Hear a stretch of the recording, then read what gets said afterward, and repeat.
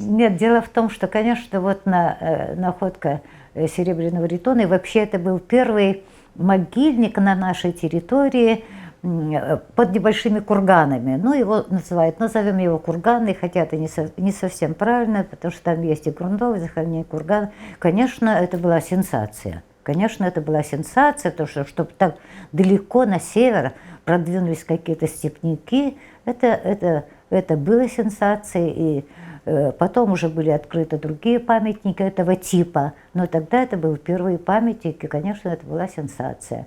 И до сих пор вот этот ритон серебряный, который я обнаружила в этом могильнике, он хранится в Эрмитаже вместе с монетами, вместе с другими материалами, которые были там найдены. И когда вот была не очень давно выставка в нашем национальном музее, так, ну, она привлекла, конечно, всеобщее внимание, вызвала всеобщий интерес, ну, потому что на самом деле вот из сасанидского Ирана, вот, представляете, расстояние, чтобы из сасанидского Ирана этот ритуальный кубок для возлияния, так, он попал на берега Выми, так, это деревня Веслянок, Шпагойский район Республики Коми.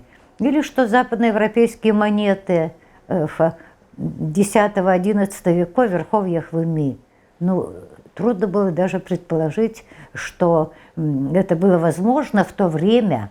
Так, это же сколько прошло столетий. Это все очень интересно, очень важно.